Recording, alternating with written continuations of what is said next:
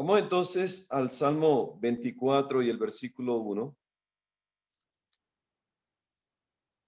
Y desde la Asociación Panameña deseamos que la gracia y la paz de Dios sean con todos y extendemos un saludo cordial a toda la hermandad de Perú y también de los hermanos de la Asociación Panameña les mandan muchos saludos. Mi nombre es el pastor Everardo Sandoya, soy el presidente de dicha asociación y hoy quiero compartir el tema titulado El diezmo. Vamos entonces a abrir el Salmo 24 y el versículo 1. Salmo 24 y el versículo 1. Hoy tenemos la iglesia de Volcán, tenemos a los hermanos que están aquí con nosotros y también por eso pueden escuchar a los bebés que están contentos, amén, de estar en la casa del Señor. En el Salmo 24 uno dice, de Jehová es la tierra y su plenitud, el mundo y los que en él habitan. La Biblia nos muestra que a Dios le pertenece todo por creación. Él es el dueño de todo por creación y nosotros le pertenecemos a Él también por creación y por redención porque Él nos ha comprado por medio de la sangre de su Hijo amado Jesucristo.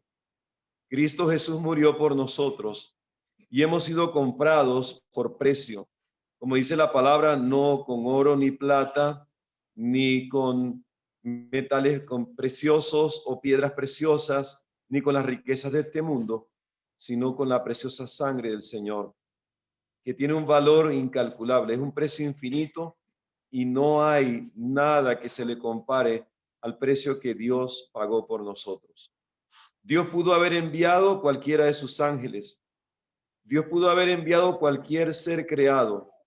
Sin embargo, Dios mismo se hizo carne y vino a este mundo para morir por nosotros, ser traspasado por nuestros pecados. En esto vemos entonces el gran sacrificio, la gran ofrenda de amor que Dios ha hecho por cada uno de nosotros. Por eso nosotros le debemos a Dios todo. Y este es el principio fundamental de lo que la palabra del Señor nos muestra. Vamos a hablar acerca del diezmo. Y el diezmo lo podemos encontrar desde el huerto del Edén. En el libro de Génesis, en el capítulo 1 y en el versículo 31, la Biblia dice que cuando Dios creó todo, dice la palabra que era bueno en gran manera. Todo lo que él hizo, todos los árboles, incluyendo el árbol prohibido, todo eso era bueno en gran manera. Todo fue creado por Dios y todo fue creado también para Dios. Sin embargo, vamos a leer una cita que nos habla el espíritu de profecía y vamos a leer otra cita bíblica en Génesis, el capítulo 2 y los versículos 16 y 17. Génesis 2, en el versículo 16 y 17, donde dice, y mandó Jehová Dios al hombre diciendo, de todo árbol del huerto podrás comer, mas del árbol de la ciencia del bien y del mal no comerás, porque el día que de él comieres, ciertamente morirás. Así vemos entonces que Dios se reservó un árbol en el huerto del Edén. Y en el libro de Consejos sobre Mayordomía Cristiana, en la página 70, vamos a leer desde la página 69, la página 70 y la página 71. Dice así entonces, este pasaje nos enseña que Dios, como el dador de todos nuestros beneficios, tiene derechos sobre todos ellos, que deberíamos considerar en primer lugar sus derechos y que los que honran esos derechos disfrutarán de una bendición especial. El pasaje mencionado se establece, en el pasaje mencionado se establece un principio que se advierte en todos los tratos de Dios con el hombre. El Señor colocó a nuestros primeros padres en el huerto del Edén. Los rodeó con todo lo que podría servir para su felicidad y les pidió que lo reconocieran como el poseedor de todas las cosas. hizo crecer en el huerto todo árbol agradable a los ojos o bueno para comer, pero se reservó uno entre todos ellos. Adán y Eva podían comer libremente de todos los demás, pero de ese árbol especial Dios dijo, no comerás. Esto constituía la prueba de su gratitud y lealtad a Dios. Así que vemos entonces que el diezmo en el huerto del Edén estaba representado por el árbol prohibido. Dios lo prohibió. Dios prohibió esto de manera que Adán y Eva pudieran comprender que algo Dios se reservaba y que era un principio, una prueba de gratitud y de lealtad a Dios. Así en esta forma, vemos entonces cómo Dios los va probando. En la página 70 de este mismo libro, continuamos leyendo, dice así, en la página 69 y 70, ha entregado a los hombres casas, tierras, alimento y vestido, y nos pide que lo reconozcamos como el dador de todas las cosas, y por esta razón ha dicho, de todas vuestras posesiones, me reservo la 10ª parte para mí mismo, además de los donativos y ofrendas que deben ser llevados a mi tesorería. Esto constituye una prueba de la provisión que Dios ha hecho para promover la obra del Evangelio. En segundo lugar, también la Biblia compara al diezmo con el sábado. Se habla también, el espíritu de profecía, compara el diezmo con el sábado. Y encontramos que Dios se reserva de nuestro dinero, se reserva la 10ª parte, que es el diezmo, y aún el sábado es el diezmo del tiempo. Vamos a leer aquí entonces, en la Review and Herald del 16 de mayo de 1882, dice lo siguiente: el mismo lenguaje que se emplea en el mandamiento del diezmo se usa con respecto al sábado. El 7º día es reposo para Jehová tu Dios. El hombre no tiene derecho ni poder para poner el primer día de la semana en lugar del 7º. Puede pretender hacerlo, pero el fundamento de Dios está firme. Las costumbres y las enseñanzas de los hombres no disminuirán la vigencia de la ley divina. Dios ha santificado el 7º día. Esa porción específica de tiempo puesta aparte por Dios mismo para el culto religioso continúa siendo tan sagrada hoy como cuando fue santificada por primera vez por nuestro Creador. Asimismo, el diezmo de nuestras entradas es santo a Jehová. El Nuevo Testamento no promulga de nuevo la ley del diezmo, como tampoco la del sábado, porque la validez de ambas se da por establecida y su profundo significado espiritual se considera explicado. Mientras nosotros como pueblo procuramos firmemente dar a Dios el tiempo que Él se ha reservado como suyo, pregunta, ¿no le daremos también esa parte de nuestros recursos que Él reclama? Así pues, entonces, el diezmo es la parte que el Señor reclama para sí mismo. Y si nosotros tomamos en cuenta el tiempo que tenemos a diario, son 24 horas diarias.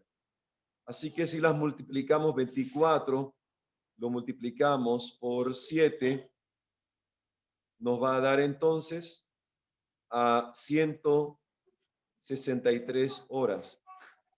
A ver, de ahí viene entonces donde sacamos el diezmo, 24, 168, perdón, 168 horas. De ahí entonces, si le sacamos el diezmo, son 16.8 horas del Santo Sábado. El otro tiempo que tomamos es para dormir. De esta manera vemos entonces que el diezmo es algo que Dios se ha reservado para sí. De igual manera tenemos un diezmo del tiempo, que es el Santo Sábado. En tercer lugar, el espíritu de profecía nos muestra que retener el diezmo es robarle a Dios. Veamos en la página 71 y dice así, tal como lo hizo Abraham, página 71 de Consejo sobre Mayordomía Cristiana. Tal como lo hizo Abraham Hay que pagar el diezmo de todo lo que se posee y de todo lo que se recibe. Un diezmo dado fielmente es la parte del Señor. Retenerlo es robar a Dios. Cada persona debe llevar con liberalidad los diezmos y las ofrendas a la tesorería del Señor con buena voluntad y con gozo, porque al hacerlo así recibe una bendición. Es peligroso retener como propia la parte que le pertenece a Dios. Así que si demoramos en dar el diezmo, esto ante la vista del cielo, como dice aquí el espíritu de profecía, una demora es robarle a Dios, tal como lo dice la sierva del Señor. ¿Cuántas personas hay que demoran y dicen, bueno, se puede entregar un poquito más tarde? Puedo tomarme unos días más, puedo tomarme un tiempito más, pero ante la vista de Dios, eso es tomado en cuenta como un robo. Aunque lo lleve tarde, pero es tomado en cuenta como si le hubiera robado a Dios. Por eso dice, retenerlo es robarle a Dios. En cuarto lugar, dice la profeta en el mismo libro, en la página 73, que retener el diezmo es robarle a Dios. Dice así, la gran comisión,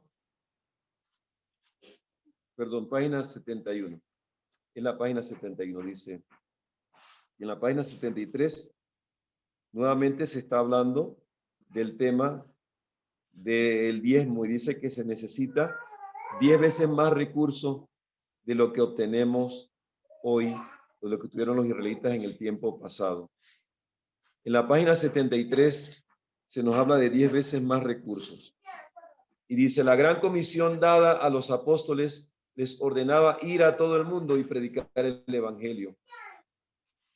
Sin embargo, nuestra obra necesita hoy 10 veces más recursos económicos que en la época de los judíos. Esto muestra la extensión de la obra en nuestros días y la mayor responsabilidad que descansa sobre los seguidores de Cristo. Si la ley requería diezmos y ofrendas hace miles de años, ¿cuánto más esenciales son estos ahora? Si en la economía judía los ricos y los pobres debían dar sumas que estaban en proporción con los que poseían, es doblemente esencial que se haga esto ahora. Esto indica que el diezmo es tan importante y es 10 veces más importante ahora que en la era apostólica. En quinto lugar, vemos que Dios no requiere menos de lo que se le exigía al Israel antiguo. Vamos a leer en la página 76 de este libro. Dios no requiere menos, y dice aquí, Dios no requiere menos de nosotros de lo que exigía su pueblo de la antigüedad. Los dones que nos da no son menores, sino mayores que los que ofrecía el Israel antiguo. Su servicio requiere recursos económicos y siempre los necesitará. Siempre se necesitan los recursos económicos. Cuenta una historia de unas iglesias evangélicas allá en Canadá. Y justamente habían 104 de esas iglesias, de esas denominaciones religiosas. Pero cuando los hermanos hispanos, aquellas personas hispanas, empezaron a ganar dinero, se empezó a dejar de diezmar. Y de esta manera, entonces, las 10 iglesias cerraron, puesto que no había quienes les predicaran el evangelio. El terrible peligro de la prosperidad es que muchas personas, mientras más tienen, más se olvidan de Dios, cuando deberíamos realmente reconocer que Dios es el dador de todas las cosas. El diezmo mismo, el dar el diezmo es un acto de alabanza a nuestro Dios. Es un acto de reconocimiento, es un acto de gratitud que nosotros tenemos a Dios. Dice así, la gran obra misionera en favor de la salvación de las almas debe proseguir avanzando. Mediante el diezmo, los donativos y las ofrendas, Dios ha establecido una amplia provisión para su obra. Se propone que el ministerio del evangelio sea plenamente sustentado. Reclama el diezmo como suyo y este siempre debería considerarse como una reserva sagrada que debe colocarse en su tesorería para beneficio de su causa. Noten aquí algo interesante. En esta página 76 del libro Consejos sobre Mayordomía Cristiana, está también en la Review and Herald del diciembre 18 de 1896, nos está diciendo que el diezmo debe llevarse a la tesorería. Hay hermanos que piensan que dar el diezmo pueden darlo a cualquier persona o que pueden donarlo a los pobres. Esta es una actitud incorrecta porque el diezmo fue dado para los levitas, según dice la palabra del Señor. El diezmo fue reservado para el sacerdocio santo, según nos muestra la Sagrada Escritura. Y esto fue la herencia que Dios le dio a los levitas, según nos muestra la palabra de Dios.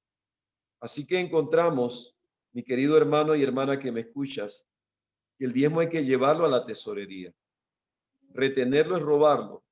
Darlo a otras personas que no son el ministerio también es robarlo. Llevarlo a un lugar que no sea la tesorería de la iglesia también es robarlo. Hay que llevarlo a la tesorería para que así entonces haya alimento en la casa de Dios. Cuando somos privados del egoísmo, ¿qué ocurre? Vamos a leer en la página que sigue de la misma Review and Herald, diciembre 8 de 1896, y dice así de la siguiente manera. Dios ha puesto en su mano sobre todas las cosas, tanto los hombres como en sus posesiones, porque todo le pertenece. Él dice, soy el dueño del mundo, el universo es mío y requiero que consagréis a mi servicio las primicias de todo lo que he puesto en vuestras manos mediante la bendición. La palabra de Dios declara, no demorarás la primicia de tu cosecha ni de tu lagar. Honra a Jehová con tus bienes y con las primicias de todos tus frutos, con el diezmo. Este es el tributo que Dios exige como señal de nuestra lealtad. Dios, el magnánimo dador de todo bien, y desea que el receptor reconozca la procedencia de esos dones que satisfacen toda necesidad del cuerpo y del alma. Dios pide tan solo lo que es suyo. La primera porción es del Señor y debe utilizarse como un tesoro que Él ha confiado. Cuando el corazón es privado del egoísmo, despierta la realidad de la bondad y el amor de Dios y es inducido a reconocer con entusiasmo sus requerimientos justos. Justamente cuando una persona está convertida, no pregunta cuál es el menor requisito de lo que hay que darle al Señor. Una persona convertida, una persona agradecida con Dios, está dispuesta a dar más de lo que Dios le pide. Está dispuesto a dar porque reconocemos que siempre estamos en deuda con el Señor. Cuando comprendemos el valor del precio de la redención, reconocemos que hagamos lo que hagamos, paguemos lo que paguemos, siempre será poco en comparación a lo que Dios ha hecho por nosotros. En séptimo lugar, el espíritu de profecía nos muestra que el diezmo es un plan hermoso y sencillo. Vamos a leer entonces, eso está en Joya de los Testimonios, tomo 1, página 367 y 368. El plan de Dios en el sistema del diezmo es hermoso por su sencillez e igualdad. Todos pueden practicarlo con fe y valor porque es de origen divino. Es un plan que viene de parte de Dios. El diezmo es un plan que viene de parte de Dios. Dios lo ha establecido desde el principio de la fundación del mundo. En él se combina la sencillez y la utilidad y no requieren profundidad de conocimiento para comprenderlo y ejecutarlo.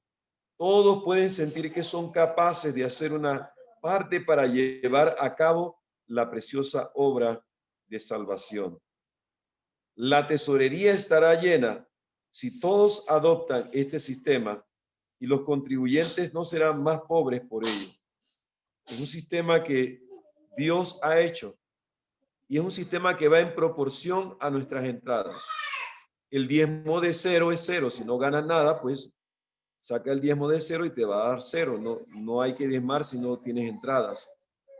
Pero si empezamos a ganar algo de lo que ganamos, ya sea pobre o sea rico, ya sea que ganemos aunque sea $1 o $1, de eso hay que diezmarlo para entregarle al Señor. Y dice aquí, pero no es el tamaño del donativo lo que hace la ofrenda aceptable a Dios. Es el propósito del corazón, el espíritu de gratitud y amor que expresa. Un alma agradecida estará siempre dispuesta a dar. Realmente en el cielo, como explica el espíritu de profecía, no va a entrar ningún alma que tenga la fea mancha del egoísmo. El diezmo es algo sumamente importante que nosotros debemos guardar de acuerdo a lo que nos muestra la palabra de Dios. Vamos entonces a ver otro punto interesante, y es que debemos estar comprometidos por ese pacto que hemos hecho con Dios, comprometidos por el pacto. Es la gran obra de amonestar al mundo. En la gran obra de amonestar al mundo, los que poseen la verdad en el corazón y han sido santificados por la verdad, cumplirán con la parte que se les ha asignado. Serán fieles en el pago de diezmos y ofrendas. Cada miembro de iglesia está comprometido por el pacto hecho con Dios. Dice, a negarse todo lo que implique un gasto extravagante de recursos. No permitamos que la falta de economía en nuestra vida del hogar nos incapacite para desempeñar nuestra parte en el fortalecimiento de la obra que ya está establecida y nos impida entrar en nuevos territorios.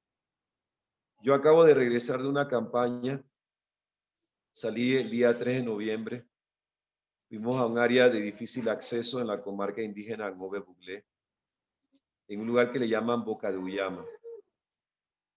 Y allí pues caminamos entre el lodo, la lluvia, habían ríos que estaban muy crecidos y por ahí cerca de un área que se llama Soloy, los ríos se desbordaron.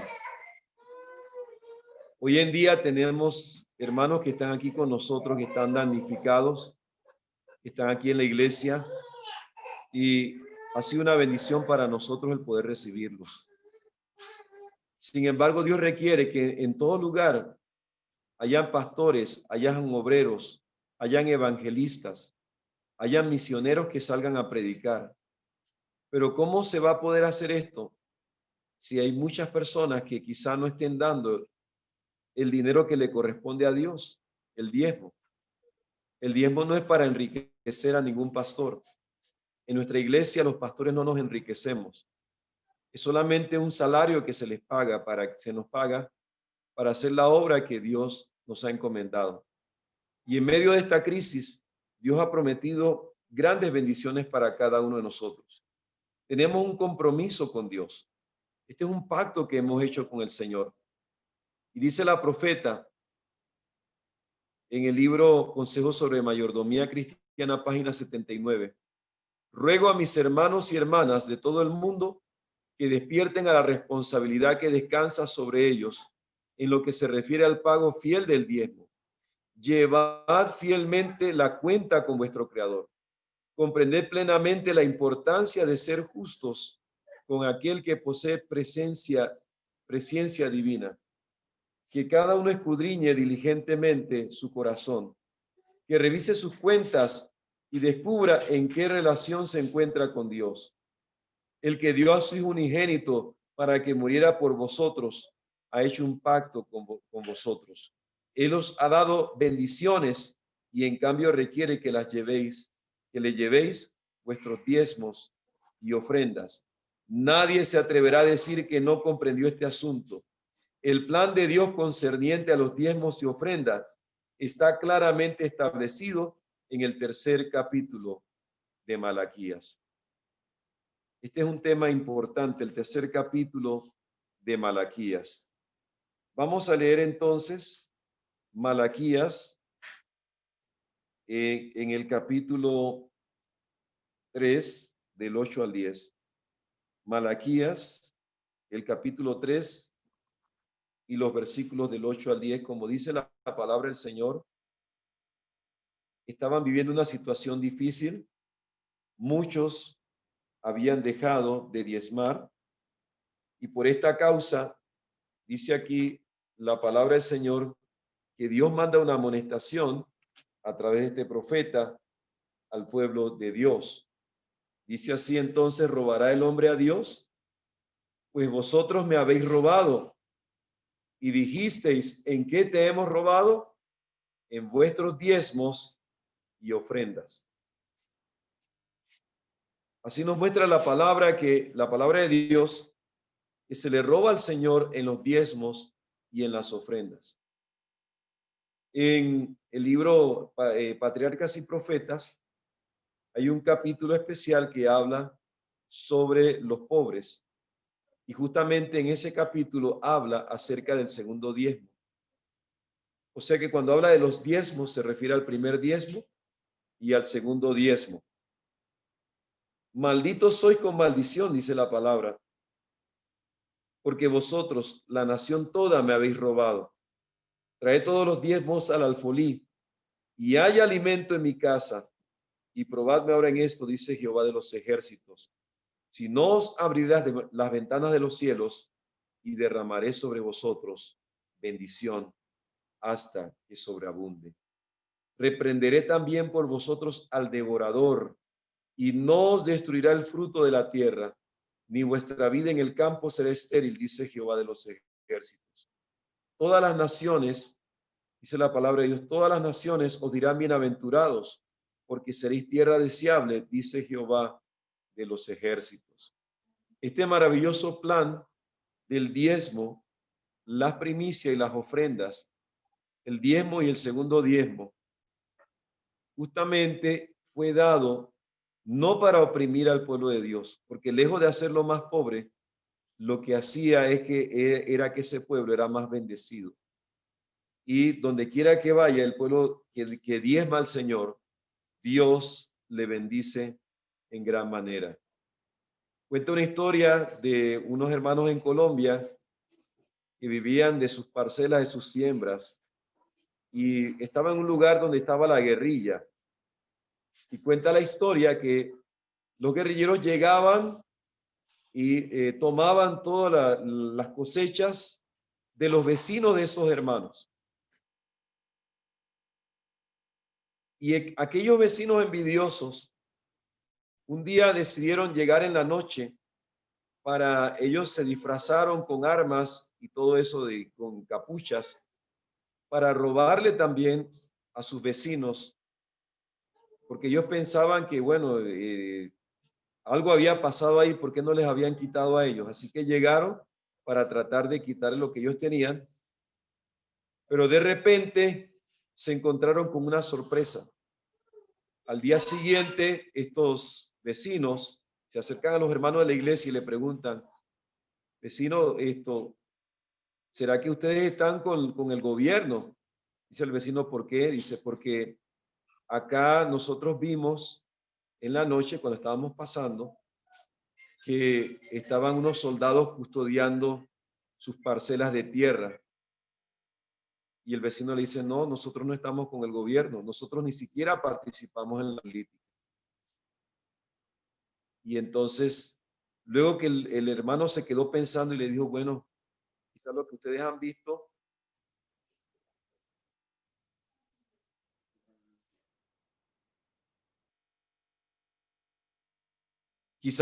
hayan visto haya sido los ángeles de Dios que estaban custodiándonos a nosotros. Eran los ángeles de Dios los que estaban cuidándonos, cuidando nuestras parcelas y nuestras tierras.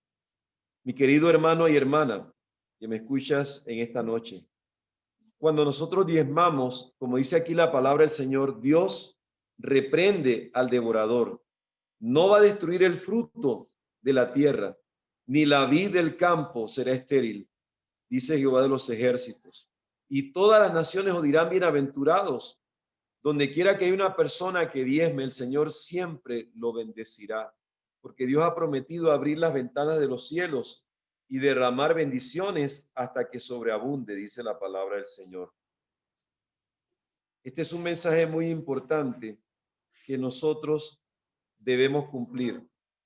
Quiero terminar este mensaje justamente con lo que muchas personas hoy en día también están haciendo. Y hay personas que tienen desconfianza de cómo se administran las cosas en la obra de Dios. Y por eso muchos dejan de diezmar, porque ven los dirigentes, quizá ven errores que cometemos los dirigentes. Pero hermanos, cuando Cristo estuvo en la tierra, Él vio los errores que cometían los fariseos, pero cuando Él se le preguntó que si era lícito pagar el impuesto al César, el Señor Jesús dijo, dad al César lo que es del César y a Dios lo que es de Dios. A Dios le pertenece el diezmo, le pertenecen las primicias y también debemos honrarlo con el segundo diezmo. Esto es algo muy importante que debemos guardar nosotros. Y por eso, en la página, vamos a buscar aquí en este libro que se llama